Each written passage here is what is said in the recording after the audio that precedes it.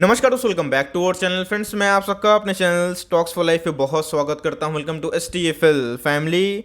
DFL members, एक stock में 10 साल के बाद, जी हां दोस्तों, एक दो साल नहीं बल्कि 10 साल के बाद हमें चार्ट पे एक ब्रेकआउट पॉसिबल दिखाई पड़ रहा है। डेली चार्ट की बात की जाए, वीकली चार्ट की बात की जाए, मंथली चार्ट की बात की जाए, सब में दोस्तों स्टॉक ने ब्रेकआउट दर्ज कर दिया है दोस्तों। और आने वाले कल में इसको लेके मोस्ट ऑफ द जो ब्रोकर्स है वो बुलिश दिखाई पड़ रहे हैं और एकदम फ्रेंड्स ये अपने डुओपोली के रास्ते पे चलता हुआ दिखाई पड़ रहा है। और जी हाँ दोस्तों, इसमें टारगेट पोटेंशियल की बात की जाए तो बहुत ही अपसाइड है। फ्रेंड्स, मैं कभी भी आपसे कोई न्यूज़ साझा करता हूँ तो उसकी गहराई समझाने की कोशिश करता हूँ और आपको उसकी साइकोलॉजी जो बहुत ही इंपॉर्टेंट है, जो लोग थोड़ा कम बात करते हैं, मैं आपको समझाने की कोशिश करता हूँ। बिकॉज मैं भी एक लॉन्ग टर्म इन्वेस्टर हूँ। लेकिन दोस्तों, कभी कभी हम लोग की सोच थोड़ी सी टेढ़ी सी होनी चाहिए कि मार्केट में डिमांड एंड सप्लाई का गेम क्या चल रहा है उसको ज़रूर समझना चाहिए। तो इसी बीच में गाइस, एक कंपनी को बहुत ही बेनिफिट मिलने के चांसेस दिखाई पड़ रहे हैं और दोस्तों आने वाले कल में उसको लेके मोस्ट ऑफ द ब्रोकर्स ने बताया कि बहुत बुलिश दिखाई पड़ रहे हैं। लेकिन इस स्टॉक की खास बात क्या है मैं बताऊंगा, लेकिन थोड़ा सा रिस्की बेट हो सकता है। तो जी हाँ दोस्तों, एक स्विंग ट्रेड का प्लान भी इधर पे देखने को मिल रहा है। तो अगर आप पूरा वीडियो को अंत तक देखें तो आपको ज़रूर एक स्विंग ट्रेड मिल सकता है। लेकिन यस, इधर पे एक लॉन्ग टर्म निवेश बनता है या फिर नहीं बनता है, सब कुछ अपना जो अनबायस्ड ओपिनियन शेयर करूंगा। साथ ही साथ ये बताने की कोशिश करूंगा इस स्टॉक की खास बात क्या है और जो नेगेटिव पॉइंट है उस पर प्रकाश डालूंगा। बिकॉज एक रिस्की बेट तो है लेकिन आपको रिवॉर्ड भी कर सकती है। चलिए, बहुत कुछ सीखने को मिलेगा। चैनल में फर्स्ट टाइम होंगे, सब्सक्राइब कर सकते हैं इस तरह क्वालिटी कंटेंट को सबसे पहले एक्सेस करने के लिए। Now without dealing any for time, let's begin.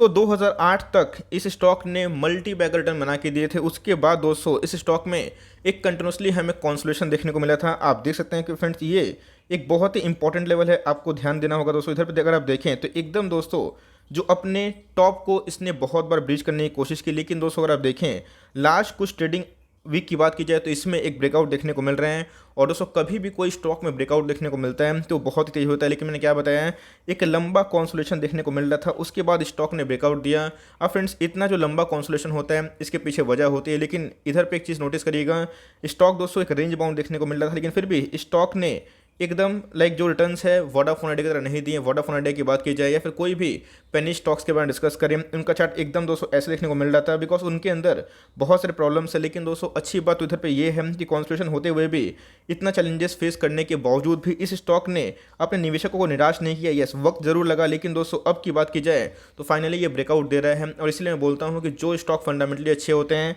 जो मोट बिजनेस क्रिएट करते हैं, उसमें अगर टेम्प्रोरी आप अगर फंस भी जाते हैं तो अगर आप उसे लंबा होल्ड करते हैं तो आपको रिवॉर्ड जरूर करती है। तो भाई इस कंपनी ने ऑफकोर्स रिवॉर्ड करना स्टार्ट कर दिया है और दोस्तों अब अपने ब्रेकआउट के वर्ज पे हैं। थोड़ी की मैंने से दोस्तों अगर डिस्कस करें, आप देख सकते हैं कि 23% के आसपास रिटर्न डिलीवर किया था। और दोस्तों मैंने इधर पे एक स्विंग ट्रेड भी आपको बताया था और उधर से हम लोग काफ़ी मुनाफा ने बुक भी कर लिया। लेकिन इसी बीच में दोस्तों फिर से एक स्विंग ट्रेड का प्लान हो सकता है बिकॉज जहाँ पे ट्रेंड होता है वही आपका फ्रेंड है। और दोस्तों मैं किसके बारे में डिस्कस कर रहा हूँ, मैं डिस्कस कर रहा हूँ भारतीय एयरटेल के बारे में। अब दोस्तों इधर पे आपने नाम देखा, लेकिन अब जो इन्फॉर्मेशन मैं आपसे शेयर करना चाहता हूँ वो ध्यान सुनिएगा। भारतीय एयरटेल की बात की जाए, जियो की बात की जाए, को पता है कि दो जाइंट देखने को मिल रहा है। वोडाफोन आइडिया के जो चेयरमैन हैं उनके रिज़ाइन के बाद ये अब साफ हो चुका है कि वोडाफोन आइडिया को गवर्नमेंट अगर बचा भी लेती है तो जो स्ट्रगल है, जो सर्वाइलेंस का एक चीज़ होता है कि भाई वो सर्वाइव कर पाएगी कि नहीं कर पाएगी, उसको लेकर दोस्तों बहुत बड़ा डाउट है। लेकिन जैसे बताया कि अगर वोडाफोन आइडिया सर्वाइव नहीं कर पाती है, जो कि गवर्नमेंट के पास वो गए भी थे, VI बताया था कि चलिए आप मेरे स्टेक को ले लीजिए, गवर्नमेंट ने अभी तक कोई पॉजिटिव रिस्पॉन्स नहीं दिया है। लेकिन दोस्तों अगर वोडाफोन आइडिया कोलैप्स होता है तो इधर पे एयरटेल को बहुत बेनिफिट मिलने के चांसेस है और आने वाले कल में जियो बेनिफिशियरी होगा। और ये मार्केट में दोस्तों डुओपोली क्रिएट करेगी। क्योंकि पता है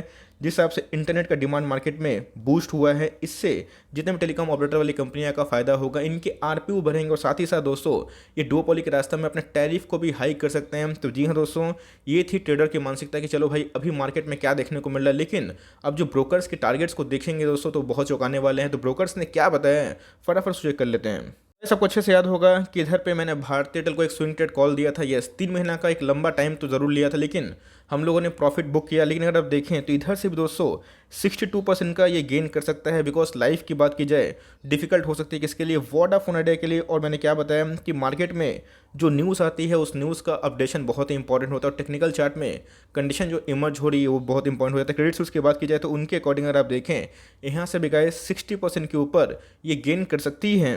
फॉरेन ब्रोकर है क्रेडिट स्विच और वो कभी प्लस माइनस करते रहते हैं। इसी बीच में दोस्तों उनका जो टारगेट है वो क्यों ऐसा है, क्यों इतना अपसाइड दिखाई पड़ रहा है। यहाँ से भी अगर आप देखें 60% बहुत ज़्यादा होता है। अगर आप रफली देखते हैं तो भाई वो 900 का 1000 के आसपास का टारगेट होता है, जो इधर से बहुत ज़्यादा होता है। मार्केट ऑल टाइम हाई पे है। इसी बीच में जहाँ पर अपॉर्चुनिटी होती है बताना मेरा फर्ज बनता है, लेकिन यस अपना स्टॉप लॉस लेके काम करें। मैं फिर से बताना चाहता हूँ, बिकॉज मैंने क्या बताया, एक रिस्की बेट तो है लेकिन रिवॉर्ड भी कर सकती है विद छोटा सा स्टॉप लॉस। अगर आप देखें तो वोडाफोन आइडिया के जो डाइवर्जेंट है उसको लेके बहुत बड़ा प्रश्न है। और जिस हिसाब से एयरटेल की बात की जाए तो अभी वेल प्लेस्ड हो चुका है, और जिस हिसाब सिनेरियो है वो अपने आप में दोस्तों इनके लिए फेवरेबल देखने को मिल रहे हैं। प्राइवेट प्लेयर्स की बात की जाए तो जियो और एयरटेल डुओपोली तो होना बिल्कुल अच्छी बात नहीं है, लेकिन दोस्तों डुओपोली होने के पूरे 99% चांसेस है, और यही इनके आरपीयू को भी राइज कर सकता है। और जिस हिसाब से अगर डुओपोली होती है तो अपने मनमानी का दोस्तों जो को टैरिफ है उसको भी हाई कर सकते हैं, और जिसमें इनके और भी रेवेन्यू बढ़ सकते हैं। आपको पता है कि डेट की बात की जाए तो जियो पे ऐसे कोई डेट देखने को नहीं मिलता है, लेकिन एयरटेल की बात की जाए तो इस पर एक भारी भरकम डेट है, एजीआर ड्यूज जिसको हम बोलते हैं। लेकिन गवर्नमेंट से बार बार रिलीफ मांग रहे हैं, तो अगर ये रिलीफ नहीं मिलता है तो मुझे ऐसा लगता है कि पोटेंशियल काफ़ी है कि आने वाले कल में ये अपने आप को संभाल ले, और जो दुर्दशा हमें वीआई का देखने को मिला है वोडाफोन आइडिया का, वो इसमें देखने को ना मिले।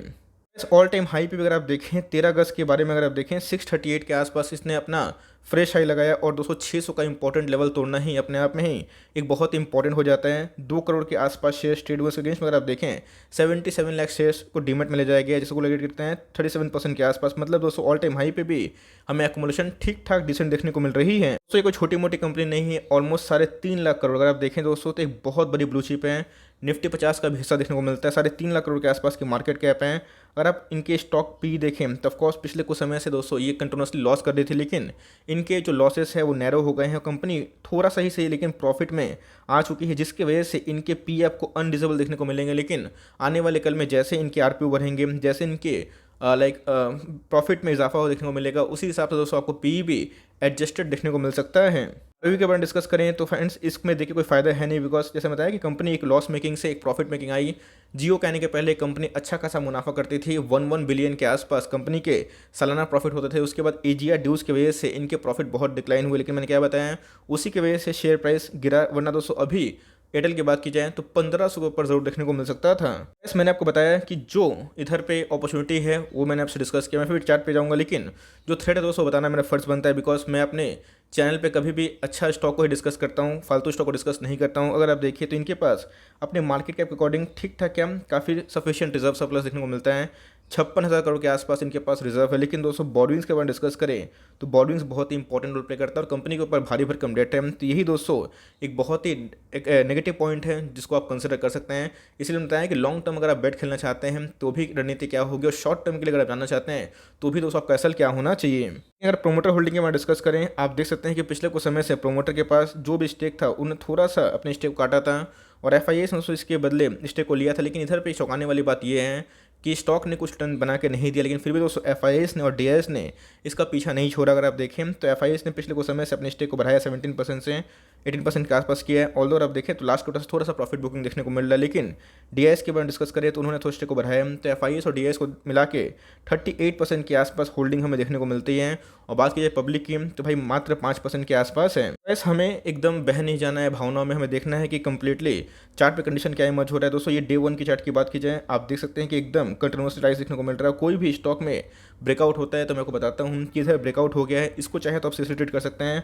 ऑल्दो आप देखें तो पिछले कुछ समय से हमें वॉल्यूम्स में इजाफा देखने को मिल रहा है, जो पहले एकदम ड्राई हो चुके थे अभी एकदम शूट होता हुआ देखने को मिल रहा है। आरएसआई का मैं डिस्कस करें, मनी फ्लो इंडेक्स एकदम दोस्तों ओवरबॉट जोन में जा चुका है, लेकिन जैसे ही ट्रेंड होता है उधर पे दोस्तों ओवरबॉट ओवरसोल्ड नहीं होता है, उधर पे एक सीधा डिमांड सप्लाई गेम देखने को मिलता है। जी हाँ दोस्तों, वोडाफोन कोलैप्स से इनको बहुत बेनिफिट मिलने के चांसेस है। और इधर से अगर आप देखें तो बहुत ऐसे ब्रोकर्स है जिनका एटलीस्ट मानना है कि 750 के आसपास जाएगा। तो इधर बहुत इंपॉर्टेंट प्रश्न है, क्या सर फिर से री एंट्री करे या फिर इधर पे लॉन्ग टर्म बेट बनता है। अगर आप देखें दोस्तों तो वीकली चार्ट में भी इसने जो एक इंपॉर्टेंट लेवल को सस्टेन करने की कोशिश की है और उसके ऊपर ही क्लोजिंग देखने की कोशिश भी की है।